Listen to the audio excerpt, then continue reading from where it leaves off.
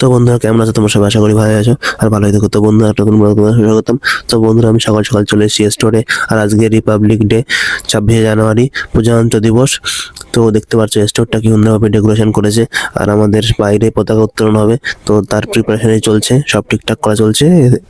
ঠিকঠাক হয়ে গেলে পরে পতাকাটা উত্তোলন করে দেওয়া হবে। তো এখানে আমি গান চালাচ্ছিলাম, দেশাত্মবোধক গান, আর এই ব্যাচটা দিয়েছে স্টোর থেকে। তো এটা ফাইনালি লাগিয়ে নিলাম।